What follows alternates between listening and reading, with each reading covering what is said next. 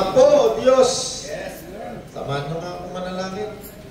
Panginoon, turuan mo po kami ngayong umaga upang ang mga salita mo ay aming maipamungay sa araw-araw. Salamat po, Ama. Ikaw po ang dakila naming tagapagturo sa aming buhay. Sa pangalan ni Jesus naming Panginoon. Amen. Palakpakan natin ito. Hallelujah. Yan, bago tayo pumunta sa ating topic, balikan natin muna yung nakaraan para meron pa tayong sinusundan. Topic natin noong nakaraang linggo ay tungkol sa lumang tipan at sa bagong tipan. Sa aking 30 taon na pagiging isang mananampalataya ni Kristo, hindi ko pa narinig itong ating mga pinag-uusapan na itong tungkol sa bagong tipan at lumang tipan. Kaya makinig tayong mabuti ngayong umaga kasi napakahalaga na itong lumang tipan, maunawaan mo ano ang kahalagahan nito, anong koneksyon nito sa bagong tipan. Kaya nung nakaraang linggo, sabi dito sa ating mga verse lang, tatadaanan ko lang kapiraso para yung susunod na alam natin ano yung sinusundan natin dito. Hebreo 8:7, kung walang kakulangan ang lumang tipan, hindi na sana gumawa pa ng bagong tipan. Hebreo 8:7. Hebreo 8:13. Ito yung mga topic natin noong nakaraang linggo, sinasariwa ko lang.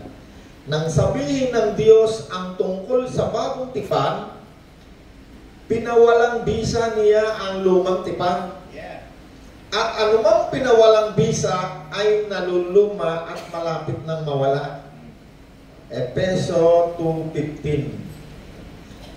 Pinawalang bisa ni Jesus ang kautusan sa lumang tipan, kasama ang mga utos at mga alituntunin nito, upang mula sa dalawang lahi ay makalikha siya ng isang bagong bayan na nakipag-isa sa Kanya, at sa gayon ay magkakaroon ng kapayapaan. Tumalon ako sa 19. Sabi dito, pinag-isa ang mga Hentil at mga Hudyo. Sa 20, ang sabi dito ay katulad tayo ng gusali na itinayo ng mga apostol at mga propeta. Galatia 5:4, no? Tinatalon-talonan ko lang yung mga verse natin para makita natin, no? Yung susundan.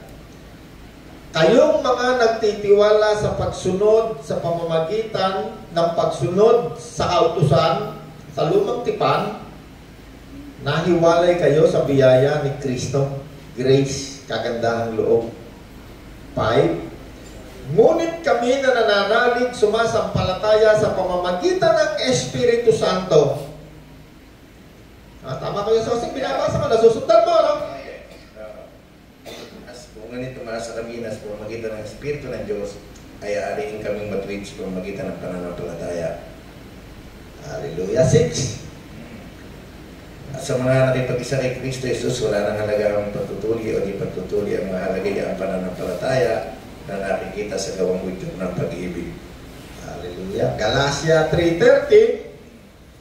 Tinubos tayo ni Kristo sa sumpa ng kautusan sa lumang tipan nang siya ay isumpa para sa atin. Yes.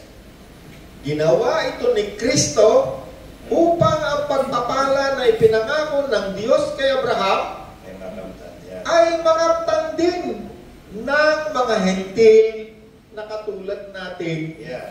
Sa pamamagitan ni Kristo ay matatanggap natin ang Espiritong banal na ipinangako ng Diyos. Galatia 5:18.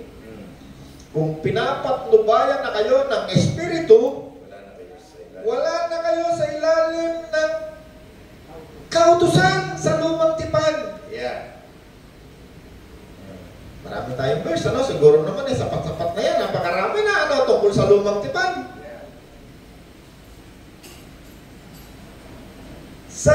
Corinthians 3:5,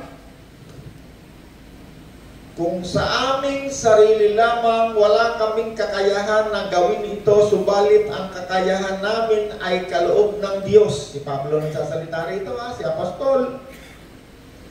Binigyan niya kami ng kakayanan na maging lingkod ng bagong tipan. Servant. Isang kasunduan na hindi ayon sa kautosang nakasulat, kundi ayon sa Espiritu. Sapagkat ang kautosang nakasulat sa lumang tipan, ito'y nagdudulot ng kamatayan. Ngunit ang Espiritu, ito'y nagdudulot ng buhay. Ako po, sa tinagal-tagal ng 30 taon kong pagiging Kristiyano, wala pa akong narinig na turo na itong lumang tipan at bagong tipan ay niliwanag. Bakit? Sapagkat sa kadahilan ng kaperahan, pera ang dahilan. Kasi yung turo doon sa lumang tipan, tungkol sa pagkolekta ng salapi, ay nandoon sa lumang tipan. Tama, Pastor Kelvin, ano? Yung pagkolekta nandoon sa lumang tipan, ano? Sa Genesis, Leviticus, Deuteronomy, Bila, andun yun yun ang pangunahing aklat sa lumang tipan, yung unang 5. Tawag sila ron, Pentateuch sa tatawag nila. Pentateuch. Kasi may mga utos dyan sa inuulit-uli yan dito sa Malakias. Sabi dito sa Malakias 3:9, isinumpa ko kayong lahat sapagkat ako'y pinapagnakawan ng buong bansa. At yun niyo, meron lagi dyan sumpa. Yung utos na yan sa lumang tipan, kaya tayo'y tinubos ni Kristo kasi marami dyan sumpa, sandamakmak. No? Ang isa na dyan halimbawa, yung tungkol sa kaperahan, sabi sa Malakias 3:9, isinumpa ko kayong lahat, kaya itong mga Israelitang ito, pag ito ay sinusumpa ng Diyos, pinapalaya sila doon sa lupang pangako. Pinapangalat. Isang utos lang ng Diyos na magkulang, sabi ni Apostol Santiago, kahit nasundin mo yung lahat ng kautusan na yan, pero kapag ikaw ay nagkulang sa isa, sabi ni Santiago yun sapagkat Santiago 2:10, sapagkat ang sino mang tumutupad o gumaganap sa buong kautusan sa lumang tipan, subalit lumalabag sa isa, ay lumalabag din sa lahat sa buong kautusan. No? Kaya sabi ni Kristo, pinalaya ko na nga kayo sa sumpa sa kautusan ito sa lumang tipan, bakit papasok na naman kayo? Bakit? Kasi si Kristo ang tumubos sa atin doon sa lahat ng sumpa na nandoon doon sa lumang tipan. Tingnan nga natin anong nakasulat sa lumang tipan. Bumasa nga tayo ng ilan. Levitico 4. Tingnan natin ano yung nakasulat para malaman natin ano yung mga karaniwan na nakasulat. Levitico 4. Kaya sa pakibasa mo nga, tingnan natin anong nakasulat dyan sa kautusan, sa lumang kautusan, lumang tipan. Anong version babasahin natin? 1. Umpisa ko sa 1. Sige At sinalita ng Panginoon kay Moises na sinasabi, Ulit, Piyososa, dahan-dahan. At sinalita ng Panginoon kay Moises na sinasabi, salitain mo sa mga anak ng Israel. Kuya Jose, ibahin mo nga yung verse mo, medyo malalim na yung Tagalog mo, yung mababaw, para mas magandang basahin. Kumisan kasi may malalim na salin sa Tagalog, parang hindi natin kasi nung yung version na salin. Okay. Ito, sinabi ni Sinabi! Kasi kanina, sinalita ni, parang hindi natin okay, dyan sa bababaw na salita para mas naiintindihan. Sinabi ni Yahweh kay Moses. Sinabi ni Yahweh, yung salitang Yahweh, yan ang karaniwan na kasulat sa lumang tipan. Dito sa bagong tipan, pangkaraniwan dyan, ang lagi nakalagay dyan, at ang tinuturo ng Panginoon, may nagtanong sa Panginoon ano po ba ang pinakamahalagang utos? No? Sabi ng Panginoon, pero sinalita ang Panginoon sa kanya pero sinabi. Ito ang pinakamahalagang utos. No? Sabi ng Panginoon, sundin mo ang Panginoon mong Diyos. No? Dito sa lumang tipan, pangkaraniwan dyan, pag sinabing sa lumang tipan, pangkaraniwan ang pangalan dyan ng Diyos, Yahweh, Yahweh, Yahweh, El Shaddai, Yahweh. Dyan nagtatalo-talo yung maraming magagaling sa mga Hebrew, sa mga Greek na mga pangalan. Okay, balikan natin, ano ang nakasulat dito sa Levitico, sa lumang tipan? Tingnan natin ulit sa sasay. Sinabi na ni Yahweh, kay Moises. Kay Moises. Tingnan natin, ito yung pangkaraniwan na nakasulat sa lumang tipan. Sa lahat halos ng 5 una nakasulat yan. Okay, tuloy ka sa sasay. Sabihin mo sa bayang Israel kung ano ang dapat nilang gawin. Alright. Ulitin ko lang, no? Para mas malinaw natin. Doon sa lumang tipan, yan ay pangkaraniwan na naka-address sa bayang Israel. Sa pamamagitan ni Moses. At ang nag-uutos dyan, laging sinasabi niya na ang nag-uutos dyan ay ang Diyos. Ang pangalan ng Diyos doon, lagi binabanggit si Yahweh. Sinabi ni Yahweh, ulit niya, kaya sasayin, ulit. Para sa umpisa pa lang, yung Bible, sa umpisa pa lang, sa verse 1 pa lang, makikita mo na kung sino nagsasalita, kanino sinasabi, at ano yung tungkol doon sa kanyang sinasabi. Ulit-ulit ang sasayin, para manalinawan nyo yung Bible. Kasi, yung Bible na yan, hindi lahat ng nakasulat dito para sa iyo o para sa atin. Marami dito nakasulat, hindi para sa atin. At pag yan ay sinunod mo, akala mo sa iyo yan, hindi makakabuti, lalo kang mapapahanga. Sige, ulit, yung sasayin. Sinabi ni Yahweh. Okay, number 1 Sino nagsalita? Diyos si Yahweh. Ulit, sinabi ni Yahweh kay Moses, sabihin mo sa bayang Israel. Sabihin mo sa bayang Israel. Okay, diyan hold muna kayo sasay diyan sa lumang tipan, ang pangkaraniwan na utos diyan, number 1, para sa bayang Israel. Okay. Halimbawa, nandyan tayo ng panahon na yan, pero hindi tayo Israelita. Kasi yung Israel, yun ay isang bansa lang na nanggaling sa lahi ni Abraham. Isang tao lang ang pinagmula ng bansa na yan. Walang bansa sa daigdig na nakatala sa nanggaling. Ito lang bansang ito ng Israel ang nakatala sa Bible kung saan nagmula. Ito'y nagmula sa isang tao, kay Abraham, si Isaac, si Jacob, 12 patriarka. At yung Israel na pangalan, nagmula yan doon sa pangalan ng Jacob. Pinalitan ng Diyos, ginawang Israel. Okay, anong utos ng Diyos? Sabihin mo, sinabi ni Yahweh, sabihin mo sa bansang Israel, kung ano ang dapat nilang gawin. Kung ano ang dapat nilang gawain. Okay, yung lumang tipan, dyan nakalagay ang napakaraming utos ng Diyos sa pamamagitan ni Moses. Ang pinaka-original na utos ng Diyos, kung natatandaan ninyo, yung tinatawag na 10 utos. Yung 10 utos na yan ay sinulat ng Diyos sa 2 pirasong bato. Isang piraso lang yata Okay, tuloy mo kayo sasay. Sinabi, kung ano ang dapat nilang gawin kapag sila'y nagkasala o hindi sinasadyang nakalabag sa alinmang utos ni Yahweh. Okay. Sinabi ng Diyos kay Moses sa bansang Israel. Kung ano dapat nilang gawin. Kung ano ang dapat nilang gawain kapag sila'y nagkasala o hindi sinasadya. Nagkasala na hindi sinasadya. Okay. Diyan sa kautusan na yan sa lumang tipan, mga panuntunan yan, ano ang gagawin nila. Yung lumang tipan, yan ay binubuo ng 3 bahagi. Ano yun? Ang pinaka-original dyan, yung tinatawag natin 10 utos. Sinulat ng Diyos sa bato, doon sa bundok ng Horeb. Pagbaba ni Moses, nakita niya yung mga Israelita, abay, sumasampa na agad sa mga gintong baka. Yun yung original. At yung 10 utos na yan sa bato, yan ay inilagay nila doon sa unang-unang ginawa nilang tent na templo. Yan yung isang laman yan. Andyan din yung tungkod ni Moses, Doon sa tent, yung templong ginawa nilang templong simbahan na may harang, yung may Holy of Holies, merong. Pangalawa,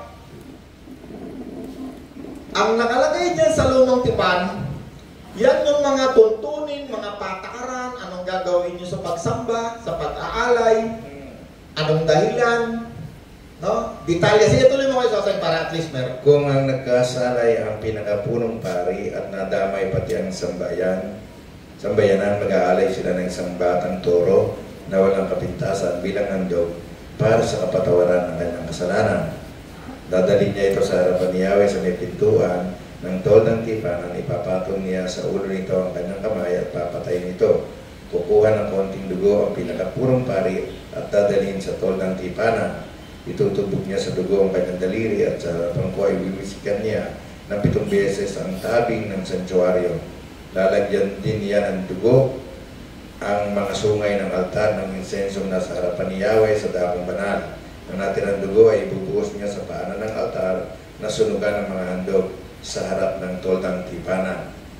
Ang lahat ng taba nito ay kukunin, pati ang tabang bumawalot sa lamang loob. Kukunin din ang 2 bato, ang taba ng balakang at ang tabang bumabalot sa atay. Ibubukod dito gaya ng ginagawa sa taba ng torong handog, pangkapayapaan, saka dadalhin sa altar at susunugin ang pari. Ngunit ang balat ng toro at ang lahat ng mga laman nito, uulot, mga hita at mga manloob kasama ang dumi ay dadalhin sa labas ng kampo at susunugin sa isang malinis na lugar na pinagtatapunan ng abo. Kung ang buong kapulungan ang magkasala ng Israel ay magkasala na hindi sinasadya at makagawa sila ng labag sa utusan ng di nila nalalaman, at pagkatapos ay malaman ito, maghahandog ng isang toro ang buong kapulungan para sa kanilang kasalanan. Dadalhin nila ito sa harap ng toldang tipanan. Ipapatong ng pinuno ang kanilang kamay sa ulo ng toro at papatayin nila ito sa harapan ni Yahweh. Kukuha ng konting dugo ang pinakapunong pari upang dalhin ito sa toldang tipanan. Itutubog niya sa dugo ang kanyang daliri at 7 beses niya. Hold na, kaya Soseng. Alam nyo, pag yan ay binasa nyo, tuloy-tuloy nyo yan ng napakahaba. Lagi riyang merong dugo, pambayad sa kasalanan, pantubos. Para ang mga tao dyan sa lumang tipan, laging meron niyang kabayaran ng pagwiwisik ng dugo, pag-aalay ng dugo. Laging yan. Paulit-ulit yan. Iba-ibang kasalanan, iba-ibang uri ng pag-aalay. Okay? Sabi doon sa lumang tipan, no? Ang dugo ay napakahalaga. Yan ay bahagi ng kanilang pagsamba. Kung nagkasala si Kuya Soseng, nagkasala yung mga pare, nagkasala yung mga ordinaryong tao, laging merong ritual. No, may laging ritual sila ginagawa tungkol sa papatay ng toro, papatay ng kambing, yung dugo. Napakahalaga, wiwisik, panglinis ng kasalanan. Okay, basahin na natin ang bagong tipan. Unang Juan 1-7. Pwede sa tayo basa. 7 verse 7. 1 John 1:7. Yeah. Ngunit kung namumuhay tayo sa liwanag, kung papaanong siya ay nasa liwanag, tayo'y nagkakaisa at nililinis ng dugo ni Jesus ng kanyang anak sa lahat ng ating kasalanan. Alright. Ito na ngayon sa bagong tipan. Kasi si Jesus, doon sa binasa nating una kanina, na si Jesus yung kaganapan ng kautusan, no? Yung unang verse na pinag-aralan natin noong nakaraang linggo. Ito na ngayon nun. Ito na ngayon. Andito na tayo ngayon. Yung lumang tipan, ritual ng mga, kung ano-anong ritual tungkol sa dugo, kaya sinabi roon si Jesus ang kaganapan ng kautusan kasi si Jesus ang pinakahuling nag-alay ng dugo. Yes. Alam niyo kung ano yung dugo niya? Sarili niyang dugo. Kaya ngayon, sabi sa John chapter 1 verse 7, ang dugo ni Jesus, ang siya na ngayong naglilinis sa ating mga kasalanan. Hindi katulad doon sa lumang tipan. Ang nakakagawa lang ng mga ritual para patawarin yung mismong pare at saka yung mga tao, yung mga Israelita, wiwisik ng dugo, mag-aalay. Kasi kung walang pag-aalay ng dugo sa lumang tipan, walang kapatawaran.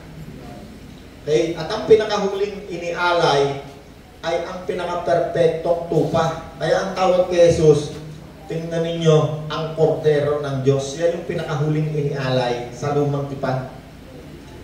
Na siyang nagdugtong sa atin ngayon sa bagong tipan. Kaya ang tawag sa atin, ano tawag sa atin? Doon sa ating pinag-aralan ng nakarang linggo, tayo ngayon ay mga lingkod ng bagong tipan. Servant minister, yan si Kuya Soseng, si Pastor Obis, si Pastor Bello, si Nanay Pachi. Ang tawag sa atin ngayon, hindi na yung katulad rito sa lumang tipan ng mga high priest, mga Levita, hindi na. Yung mga tao ngayong nangangaral, ang tawag sa kanila yung mga lingkod ng bagong tipan. Bakit? Kasi doon nga sa lumang tipan, pag hindi mo nasunod yan, may mga sumpa dyan. Aabutin ka ng katakot-takot na sumpa riyan. Efeso 1:7-8. Pwede sa ipakibasa. Efeso 1:7-8. Nakita natin kanina, ano? Ano yung kahalagahan ng dugo? Lagi magpapatay ng toro, magpapatay ng baka. Yan si Pastor Kevin, pagka nagkasala yan, kung yan ay Israelita, hindi naman makakahingi ng tawad sa Diyos yan, no? Doon sa lumang tipan, hindi. Ang mananalangin lang para sa kanya, yung high priest. Kung ang high priest niya ay si Bishop Alex lang, siya lang ang pwedeng gumawa ng ritual doon sa tinatawag natin templo. Ihingi tayo lahat ng tawag ni Bishop. Hindi tayo Pero ngayon, dito sa bagong tipan, ano sabi, Kuya Sosek? Tinubos tayo ni Kristo sa Efeso 1:7-8. Yes. Sige. Tinubos tayo ni Kristo sa pamamagitan ng kanyang dugo at sa gayo'y pinatawad ng ating mga kasalanan. Gayong kadakila ang pag-ibig na pinadama niya sa atin, binigyan niya tayo ng karunungan at kabatiran. Hallelujah. Dito sa bagong tipan, sino ang tumubos sa atin, sa ating mga kasalanan? Si Jesus.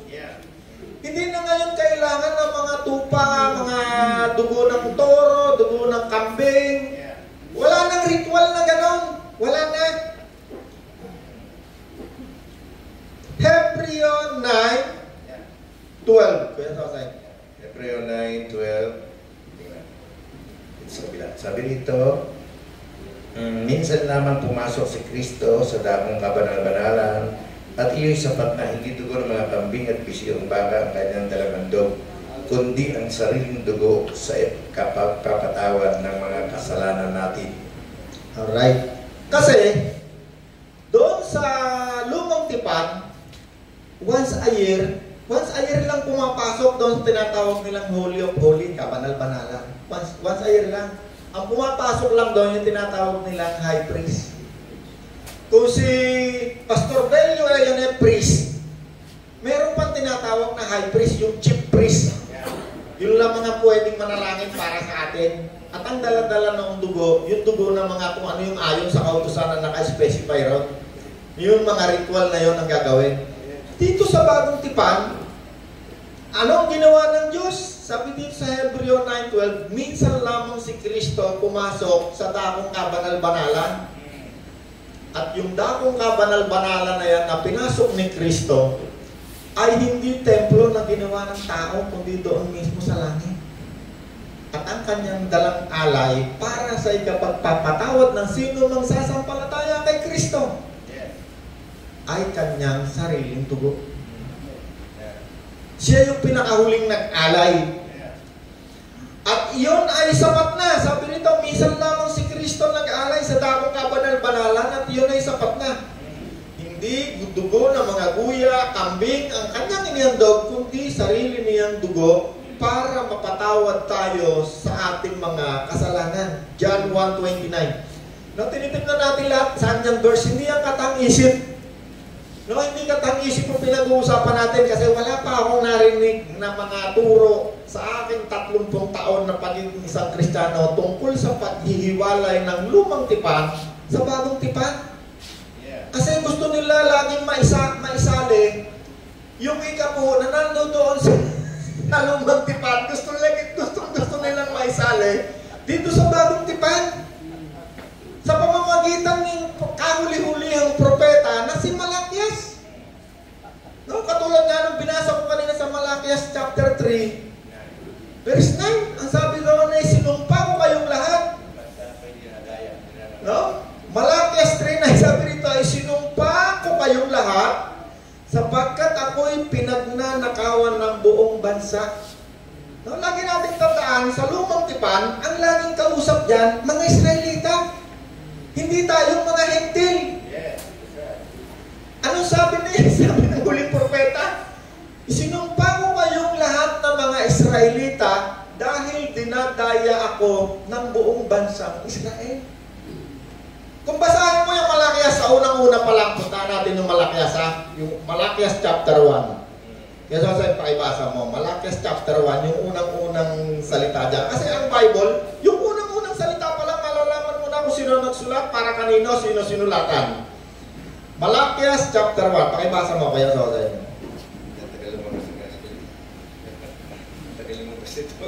Tagal lang din nagbabasa to si Kuya Sosing ng Malakias, kaya hindi na niya alam. Hindi na yung nagtuturo ng Malakias ngayon. Tagal lumabas to. Okay. Malakias chapter 1, verse 1. Ang na ito ay naglalaman ng pahayag ni Yahweh tungkol sa Israel. Alright, hold. Yeah. Tinan nyo, so umpisa pa lang. Ang aklat na ito ng Malakias ay naglalaman ng mga kautusan ni Yahweh. No? Kasi sa Old Testament, katulad na pinag-usapan natin kanina, doon sa Old Testament, ang lagi pangalan ng Diyos dyan, Yahweh, Yahweh, Yahweh. Pagka naman masyadong marunong nagtuturo, Yahweh El Shaddai, Yahweh El Elyon, dyan nagbubuno sila, nagsasabunutan sila dyan eh. Sige, ulit-ulit, maalaman natin sino nagsulat sa Malakay. Ang aklat na ito ay naglalaman ng ang aklat na ito ay naglalaman ng mga pahayag ni Yahweh, katulad rin ng unang binasa natin sa yung kanina, sa Old Testament, yung Numbers ba yung binasa natin? Leviticus. O, ganun din. Ang aklat na ito ay naglalaman ng mga pahayag ni Yahweh tungkol sa Israel. Tungkol sa Israel sa pamamagitan ni propeta Malakias. O, sige pa, kayo sasay. Sinabi ni Yahweh sa bayang Israel. Tingnan nyo, paulit-ulit yan sa loob. Ganun din yan, ulit-ulitin uli yan. Yeah. Yung mga pastor na yan na nagtuturo ng lumang tipan, susundin pa rin natin sa pamamagitan nito, mga sinungaling ng mga pastor yan. No, kaya sinabi ni Apostol Pablo, ang ituturo ko sa inyo, ay yun lang narinig ko kay Kristo. Kasi kahit noong mga panahon na yon, pera pa rin ang lakad ng religion. Kaperahan pa rin ng mga tao. Kaya hanggang ngayon, kapag ang isang religion o ang isang tao, pera ang gustong kunin sa inyo, pipilipitin niya, pagbubuhulin niya yung lumang tipan at saka bagong tipan. Wala pa ako kahit isang tao sa 30 taon kong pagiging Kristiyano, wala pa kahit isa akong turo na narinig na kinalas yan. Yung bagong tipan at lumang tipan at bagong tipan, pinaghiwalay. Kung hindi mo babasahin ng Bible na napakaraming verse na binasa natin, malilito ang isip ng napakaraming tao kasi yung tungkol sa pera, pipilipitin nila yan. Yeah. Meron pang isang pagpipilipit dyan. Si Melchizedek. Hebrews chapter 7. Kaya sa akin, tingnan natin. Hebreo chapter 7. Verse 1. Diyan muna tayo sa 7 Hebreo. verse 1. Okay. Yeah. Itong si Melchizedek ay hari ng Salem. Alright. At saserdote ng kataas-taasang Diyos. Hold kayo sa akin. Kasi, itong si Abraham, mayroong pagkakataon na siya ay nagbigay ng igapo kay Melchizedek. Kaya sabi diyan sa Hebreo chapter 7, itong si Melchizedek, no? Pwede mo bang sabihin dito sa Bible? No? Tuloy mo kayo sa akin. Itong si Melchizedek ay hari ng Salem at saserdote ng kataas-taasang Diyos. Alright. Nang pabalik na si Abraham mula sa pagtuksa sa mga hari, sinalubong siya ng Melchizedek at sinabi sa kanya, pagpalain ka ng Panginoon. Alright, hold mo na kayo sa akin. Sino si Melchizedek? Itong si Melchizedek, hari ng Salem. sa Bible, no? Siya ay King of Salem. Yung Salem na yan ngayon, Jerusalem. Yeah. Okay. Ano sabi? Tuloy mo pa kayo sa akin. Itong si Melchizedek, ito'y hari. Alam nyo, nung panahon na yan, si Abraham, diyan siya nakatira, malapit diyan sa lugar na yan, doon sa kakahuyan ng Mamre. Malapit dyan. Lahat ng lugar dyan, meron niyang mga hari. Kaya yung 8 hari yata yung tinalo ni Abraham dyan. 8 ba yan? 6. Mga hari yan kung saan dyan sa paligid. Yung mga hari na yan, malimit yan, nagsasakupan niya. Oh. Mga hari ng Amorio, hari sa Buseo, Jabuseo, ano mga Seo. Andyan nga makakatabi. Itong si Melchizedek, siya ay hari ng Salem. Tuloy mo pa kaya sa Salem? Ito si Melchizedek ay hari ng Salem at saserdote ng kataas-taasang Diyos. At saserdote, no? Siya ay hari, at the same time, siya ay priest. Hari na, at the same time, priest. Yeah, okay. Tatandaan niyo yung biyanan ni Moses? Doon sa kanyang lugar, si Jethro. Siya ay priest. Pero hindi siya hari. Ito si Melchizedek, madalang yun, yung siya ay priest. At the same time, king. At sinabi rito na ayaw na ng gera, mahilig siya sa kapayapaan. Kaya sa dami-dami ng gera, itong si Melchizedek na hari ng Salem, hindi siya sinasakop ng mga hari kasi laging gusto niya kapayapaan. Hindi siya nakikipag-gera lagi. Lagi ko na example dyan, yung Switzerland. Pinta ka Switzerland. Hindi na pag-gera. Bakit? Yung mga nagigirahan, dyan ang umutang. Pinakamayaman niya sa buong daigdig. Yan si Bishop, pag sumobra na pera niya, si Pastor Kibuloy, si Marcos, dyan lahat ang pera niya dinadala dyan. Bakit? Pinakamayaman. Hindi nakikipag-gera, madalang. Tagawan ng pera. Kaya kahit sino mag-gera, si Hitler, si saludo niya. Kasi ang pera nila nandun. Pangalawa, yun ang nagpapautang sa kanila ng pera. Itong si Melchizedek, nung panahon na yan, parang nihawig doon. Bibigay yan ng support. Si Abraham, siyang nagpadala sa kanya ng kanyang mga kailangan. Kain. Kasi, andun lang siya. Kaibigan niya yun. At the same time, ito lang si Melchizedek, ang kapareho niya ng paniniwala. Kasi ito'y naniniwala sa isang Diyos na lumikha sa langit at lupa. Tuloy mo pa kaya, Sosay? Ayan. Sinabi ni Melchizedek sa kanya, pagpalain ka ng Panginoon. Ibinigay sa kanya ni Abraham ang ikapu ng lahat ng nasamsam niya sa labanan. Ang unang kahalugan ng pangalan ni Melchizedek ay hari ng katarungan at siya ay hari ng Salem, na sa ibang salita ay hari ng kapayapaan. Walang binabanggit tungkol sa kanyang ama at ina o sa angkang pinagmulan niya. Alright, so, tinan mo yung tinuturo ng mga nagtuturo ngayon, no? Tinutulad nila si Jesus. Si Melchizedek, hindi sinabing walang pinagmulan. Sabi, yung kanyang genealogy, hindi na itala. Hindi ibig sabihin na siya walang pinagmulan na katulad. Yung Panginoon, Alpha, Omega, siya simula sa wakas. Ang Panginoon, ganon. Kaya siya hinalin tulad kay Melchizedek, tuloy yung bakit sa kanya. Hindi rin natala ang kanyang kapanganakan o kamatayan. Hindi na itala. Okay, sige. Hindi ibig sabihin na wala siyang magulang, wala ka na. Okay, tuloy. Tulad ng anak ng Diyos, siya ay saserdote magpakailan pa man. Alright. Tingnan niyo kung gaano siya kadakila. Ipinagkaloob sa kanya ni Abraham ang ikapu ng nasansam niya sa labanan. At si Abraham ay isang patriarka. Ang mga hinirang na saserdote sa mga inapo ni Levi ay inatasan ng kautusan na kumuha ng ikapu mula sa mga Israelita. Ang mga inapo ni Levi ay inatasan. Sige, tuloy sa ay inatasan ng kautusan na kumuha ng ikapu mula sa mga Israelita. Ay inatasan ng kautusan ng lumang tipan na kumuha ng ikapu mula sa mga Israelita. Tuloy mo pa kaya sa makatuwid bagay sa kanilang mga kapatid. Bagamat mula rin sila kay Abraham. Yan. Si sige pa, konti pa. Si Melchizedek ay di kabilang sa lipi ni Levi. Ngunit tumanggap siya ng ikapu mula kay Abraham. Si Melchizedek hindi kabilang sa lipi ni Levi. Yeah. Kasi sa kautusan, kaya sinasabi na in the order of Melchizedek, kasi sa kautusan sa lumang tipan, ang pwede lamang maging priest, mga angkan, ni Levi, mga Levita, yan yung mga pari. Yes. Kaya sinabi, itong si Jesus, hindi siya in the order of Levi. Siya ay in the order of Melchizedek. Kaya tinutulad siya kay Melchizedek. Saan dinala ni Melchizedek yung binigay ni Abraham? Na lahat tao, 10% ng lahat, binigay niya. Ginto, hayop, lahat binigay. Ginamit sa kanyang kaharian. Kasi siya ay tunay na hari. Ginamit niya sa pamamahala sa kanyang pinamamahalaan. No? Kasi yung mga pastor ngayon, pag gusto kong pilipitin, pag tungkol sa pera, pipilipitin niya yan. Pati si Melchizedek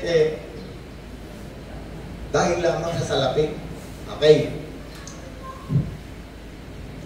Itong, meron pang isa dyan Kung maalala ninyo si Abraham sa Genesis 22, 1-19, sabi ng Diyos kay Abraham, Abraham, ialay mo sa akin ang kaisa-isa mong anak,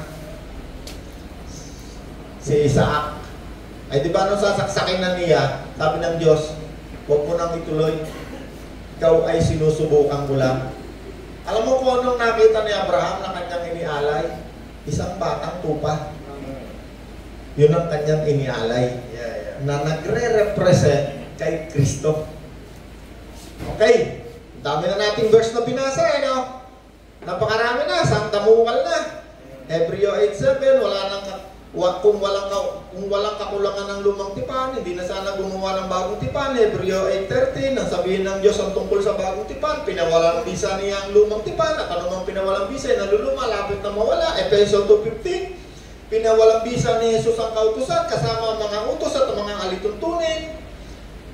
Galatia 5:4, kayo mga nagtitiwala sa pamamagitan ng pagsunod sa kautusan sa lumang tipan, nahiwalay kayo sa grace, kagandahang loob. Roma 10:14, sapagkat si Kristo ang kaganapan ng kautusan upang mapawalang sala ang mga sumasampalataya kay Kristo. Galatia 3:13, tinubos tayo ni Kristo sa sumpa ng kautusan sa lumang tipan, nang siya'y ipako sa punong kahoy. Galatia 5:18, kung pinapatnubayan na kayo ng Espiritu Santo, wala na kayo sa ilalim ng lumang tipan ng kautusan. Napakarami ng verse. Okay, basahin na natin ngayon. Tingnan natin para mas maliwanag. Hebreo 9:1-28. Kuya Sosen, pakibasa mo. Hebreo 9, pisa ka sa 1. Ang unang tipan ay may mga tuntunin sa pagsamba. Alright, hold. Maliwanag na maliwanag yan. Ang lumang tipan, yan yung binasa natin sa Leviticus, yung mga tuntunin sa pagsamba. Okay, Kuya Sosen, tuloy. Kunti-unti lang, Kuya Sosen, nga, para napakasarap niyang namnamin maliwanag na maliwanag yan. At may sambahang ginawa ng tao. At, okay, ulit. Ang lumang tipan, ito'y mga tuntunin sa pagsamba. Katulad nga ng papatay ng hayop, dugo, wisik-wisik. Okay. Sige pa, unti-unti lang. May sambahan ginawa ng tao. At mayroong sambahan na ginawa ng tao. Yan ang tinatawag natin doon sa Israel, yung ginawa ni Solomon na templo. Pero ang original dyan, nasa templang muna yan. Mayroong division sa gitna. Yung takong banal, tapos yung pinakaloob, yun yung tinatawag na kabanal-banalan. Okay? Ang lumang tipan ay, ano kayo sasay ulit sa umpisa? Ang unang tipan. Ang lumang tipan ay mga tuntunin ng pagsamba. Sige, tuloy ka sasay. May sambahang ginawa ng tao. Okay? Tinayo ang isang tolda na may dalawang bahagi. Ayon. Ang una ay tinatawag na dakong banal. Okay. Naroon ang ilawan, ang hapag, ang mga tinapay na handog sa Diyos. Ang ikalawa ay nasa kabila na pangalawang tabing at tinatawag na dakong kabanal-banalan. Alright. Naroon ang altar na sunugan ng insenso at ang kaba ng tipan, kapabalot ng ginto. Nasa loob ng kaba ng tipan ang sisidlan na may lamang mana. Mana at nagdahong tungkod ni Aaron. At ang tungkod ni Aaron na nagkaroon ng dahon. Mga tapyas na bato. At yung unang 10 utos ng tapyas ng bato. Yun ang laman. Okay? At sa ibabaw ng kaban ay may kerubin na nagpapakilalang naroon ng Diyos. May kerubin? Ano yung kasi physical na simbahan yung binabanggit dyan, yan yung anino ng darating. Pag pumunta kayo sa Israel, no? Hindi na ngayon kasi giniba na yan ng hold lang kayo sa nga. Yung templo na yan na binabanggit dyan, yan yung original na templo, simbahan ng mga audio. Una, yan ay tent lang ang gumawa niyan panahon ni Moses. Noong panahon na ni Haring David, gumawa na sila ng napakagandang templo. Puro ginto na yan kasi sobrang yaman ng Israel. Gumawa na sila ng building. Kasi nangusap ang Diyos kay nalaginip si David. Sabi niya, ang ganda-ganda ng templo ko. Eh, ang Diyos ay tent lang. Gumawa siya ng plano, naghanda siya ng mga ginto, ano-ano. Pero hindi siya pinayagan ng Diyos na gawin yung templo na yan, yung binasa ng Diyos. Kasi sabi ng Diyos, napakarumi ng kamay mo, napakarami mong pinatay, libo-libo. Kaya hindi ka pwede magtayo. Si Solomon, anak mo magtatayo. Yan yung binasa ng Diyos. Yung tent na ginawa ni Moses, ipinasok doon sa building. Pinasok doon sa loob. Okay, tuloy mo kayo, Sosay. At sa ibabaw ng kaban ay may mga cherubim na nagpapakilala naroon ng Diyos. Nilililiman ng kanilang pakpak ng luklukan ng kabag. Ngunit ito hindi namin ipapaliwanag isa-isa ngayon. Alright. Gayon ang pagkakaayos sa loob ng tulad ng kanilang sambahan. At ang mga saserdote ay pumapasok araw-araw sa unang bahagi upang ganapin ang kanilang tungkulin. Ngunit tanging ang dakilang saserdote ang nakakapasok sa ikalawang bahagi at minsan lamang sa isang taon. Siya ay may dalang dugo na inihahandog sa Diyos dahil sa mga kasalanan niya at ng mga tao. Kasalanan nagawa nila ng hindi nalalaman. Sa gayong kaayusan, maliwanag na ipinahiwatig ng Espiritu Santo na ang daang patungo sa damong kabanal-banalan ay hindi pa bukas habang mayroon pang unang bahagi. Hoy, Sasay. Ha? Hebreo. Si Apostol Pablo nagsulat yata ng Hebreo. Ano kaya Sasay? Mayroon na na siya. Sabi niya, ano ba nanay pati? Alright, huwag na natin pag-usapan sila nagsulat. Okay.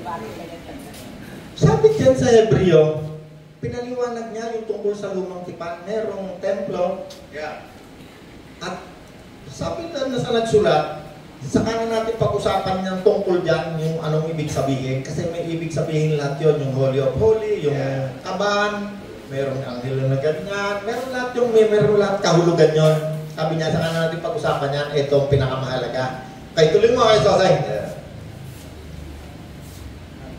Anino lamang ang mga iyon at ang ipinahihiwatig nila ay ang panahong kasalukuyan. Alright, hold kayo, Sosay. Sabi ng apostol na nagsulat dyan, kasi tayo mga hintil, tayo ay katulad ng gusali na itinayo ng mga apostol eh. Yeah. No? Hindi tayo mga hintil na mananampalataya, kaya tayo naging mananampalataya, tayo ay katulad ng isang gusali ang nagtayo sa atin, mga apostol. Yeah. Kaya itong bagong tipan na to, na tinatawag natin, ang nagsulat nito lahat, apostol ni Kristo. Yes, that's right. Kaya nandiyan tayo sa bagong tipan. Ang tawag ngayon kay Pastor Obis, lingkod, ng bagong tipan. Lingkod, yan yung verse natin nung nakaraang linggo hanggang ngayon.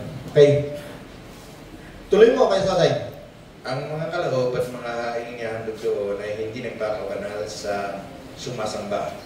Ang ginawa nilang ito ay inauuko lamang sa pagkain at inumin sa iba't ibang uri ng paglilinis, mga alintuntuning panglabas na umiiral hanggat di binabago ng Diyos ang lahat ng bagay. Alright. Ngunit dumating. Lord, kayo, Sosay. Ayun na, papasok na tayo sa bagong tipan eh. Ang binabanggit niya, yung lahat ng mga ginagawa sa lumang tipan. Alituntunin, pagsamba, dugo, templo. Sabi ni Apostol Pablo, considering na si Apostol Pablo o si Apostol Cornelio. Si Apostol Cornelio na, para wala ng debate. Lagyan na natin ang pangalan. Sabi ni Apostol Cornelio, yung mga yan ay anino lang na mangyayari sa inaharap. Kaya yung mga unang verse na binasa natin kanina, si Jesus ang kaganapan ng kautusan. Meron pa rin tayong verse doon na sinabi ni Jesus mismo, dapat mangyari ang lahat ng sinasabi ng kautusan sa kautusan ni Moses tungkol sa akin, sabi ni Jesus. At lahat ng yun, nangyari na. Meron pa sa napakagaling na debatista, Roland, naghihirap ang buhay mo kasi hindi ka na naniniwala sa ikabuo. Sabi sa akin na, naghihirap ang buhay mo.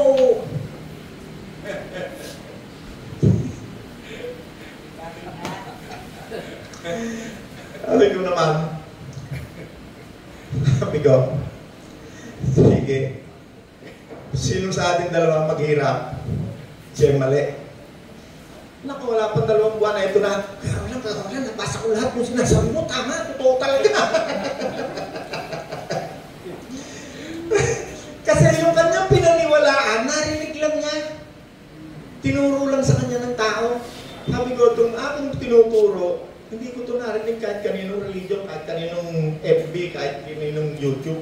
Lahat ito nasa Bible. Binigay ko sa kanya lahat ng verse. Wala. Totoo nga lahat sinasabi mo. Okay. Sige, tuloy mo kaya sa tayo.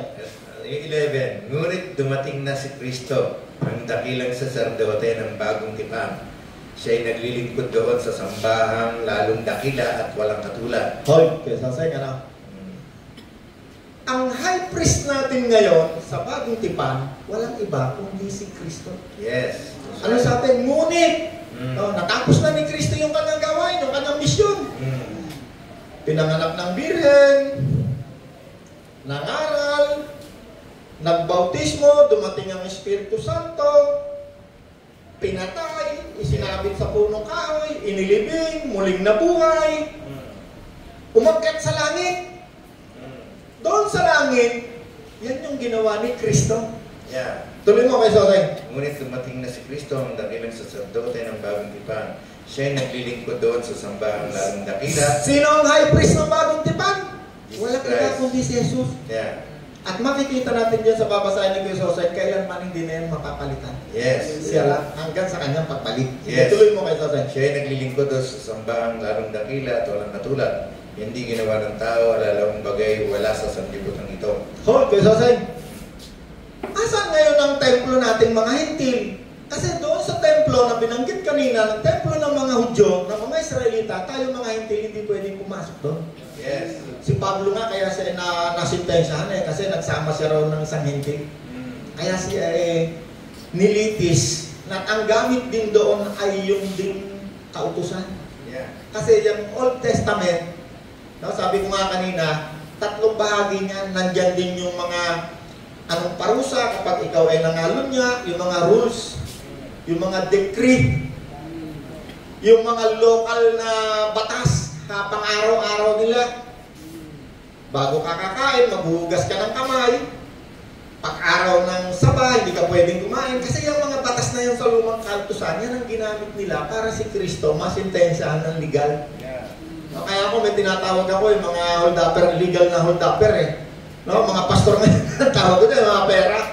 Yung mga pastor na yan ang mga legal na hold-upper. Kasi ginagamit nila yun. Ginagamit din nila yung lumang tipan sa pang-hold up sa mga tao.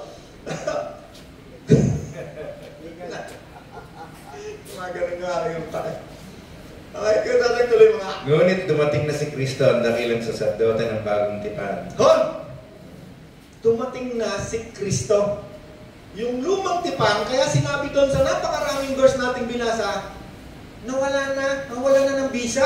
Yeah. Bakit? Yung kasing dokumento na yan, alam niyo yung visa, pag nagpunta ka ng Korea, nagpunta ka ng Amerika, may visa. Yeah. Nangawalan niya ng visa. Yeah. Kasi meron lang yung oras, may time. Pati nga yung marriage contract, nawawalan din ng visa yan Pagpatay na yung kabilang partido, wala ng visa. Yeah. Lahat ng dokumento, yun namang tinatawag na will and testament, yung last will. Habang buhay ka, walang visa yun. Pag namatay ka naman, saka naman yung nagkakaroon ng visa. Pagpatay ka na. Pag sabi ko ako, pag namatay ako, iiwanan ko itong aking kayamanan kay Pedro, kay Juan. Habang buhay ako, walang visa. At kapag nag-break ka ng rules, kunwari si Pedro, si Juan, binirake niya yung rules. No? Meron maraming batas yung lokal na batas natin sa Pilipinas. Pag ako pinagtangkaan niyang patayin, yung iniwang kong will, nawawala ng visa. Meron mga batas na gano'n. Nawawala ng visa. Yung lumang tipan, nawala ng visa nung si Kristo'y ginanap niya. Yes. At nung siya'y mamatay sa krus. Yeah. Pinawala na niya yan ng visa. Okay, tuloy mo pa kaya sa day. Ngunit dumating si Kristo, ang dakilang saserdote ng bagong tipan, siya naglilingkod doon sa sambahang lalong dakila at walang katulad, hindi ginawa ng tao. Alam bagay, wala sa sanlibutan ito. Minsan lamang pumasok si Kristo sa damong kabanal-banalan at iyo'y sapat na, hindi dugo ng mga kambing. Okay, hold. Nasaan ngayon si Kristo? Nandoon sa tunay na sambahan. Yes. Sa langit. Yes. Siya ang tagapamagitan. No, di ba nung nakaraang linggo, sabi ko, meron 3 dakilang tipan na ginawa ang Diyos sa mga tao. Unang tipan, kay Noah. Ang tanda, rainbow. After niya makipagtipan, nangako ang Diyos kay Noah. Tayo na lang, konti na lang. Pangalawang tipan, nakipagtipan ang Diyos kay Abraham. Anong tanda? Lahat ng pag-aari ng mga lalaki, tutuloy. May seremonya siya, may mga dugo niya, kung saan saan ipapahid yan, etc. Sa bagong tipan, nakipagtipan muli ang Diyos sa mga tao sa pamamagitan ni Kristo. Anong tanda? Laging may tanda pag nakipagtipan eh. Anong tanda? Sa lahat ng nakipagtipan, diba, nung mga nakahuling na mga ilang linggo na, walang isusugo si Kristo, walang mangangaral kung walang isusugo si Kristo. Di ba? Isinugo si Pastor Obis, sample, tayo nga. Isinugo. Walang mananampalataya kung hindi makakarinig ng mabuting balita. Ang pananampalataya ay bunga ng pakikinig. Di ba? Lagi natin pinag-uusapan yan. At ang mga sumampalataya, nagsisi, tumanggap kay Kristo'y tinatakan, nakipagtipan. Anong tatak ng nagpagtipan? Espiritu. Lahat ng nakarinig sa pangangaral ng isinugo ni Kristo, naging mananampalataya ni Kristo. Ang mananampalataya, hindi ko alam kung sino talaga eh. Sino lang nakakaalam? Ang Diyos lang. Bakit? Yung nakipagtipan, nilagyan ng Diyos ng tatak. Ang anak ng Diyos, hindi maaaring galawin ng diablo. Bakit? May tatak. Hindi ko nakikita. Sino lang nakakakita? Ang Diyos lang. Kaya dyan nagkakaroon ng maraming tao pagtatalo. Bakit ikaw itong si Obis eh, tagal-tagal na itong pastor eh. Baka walang tatak.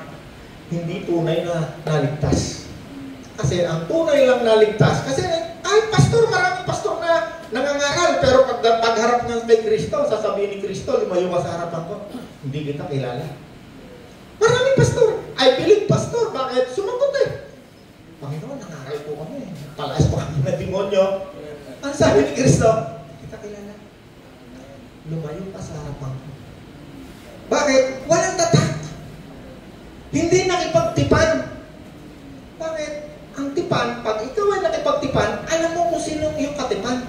Mihintay mo yan at isang araw, ikaw ay ikakasal sa iyong katipan. Katulad ng ating mga asawa ngayon. O sino may asawa? O, nakipagtipan tayo. Pag kung tayo hindi tapat, pwedeng hindi matuloy ang kasal. Itong nakipagtipan kay Kristo, naghihintay sa pagdating ni Kristo. Pagdating ni Kristo, hindi ka mauna. Yung mga patay muna na nauna sa'yo, nasalubong. Tapos ikaw naman. Kaya sabi, hiwaga yan. Ang Bible, puro yan ang hiwaga. Yeah. Hindi yan mauunawaan ng isang normal na pag-iisip lamang na wala ang Espiritu ni Kristo. Hindi maiunawaan. Tapakan natin ang Diyos. Ang mauunawaan mo lang pag wala ang Espiritu ni Kristo, turo lang ng tao, literal lang. Hanggang dito lang yan sa utak. Yung mga hiwaga, hindi mo makukuha yan. Bakit? Anong binigay ng Diyos sa isang taong tinatakan? Karunungan at kaunawaan. Yes. Yung kaunawaan at karunungan, iba yan sa karunungan na galing sa diablo, galing sa tao, yan ay karunungan na galing sa Diyos. May natutunan tayo? Yes. Ikaw ang hari at tagapagligtas, banal mong pangalan, aking itataas, Panginoong Jesus, aking Diyos, iaalay sa'yo aking lahat. Hallelujah! O Diyos na mabuti, ingatan mo po kami sa buong maghapon hanggang sa susunod na linggo.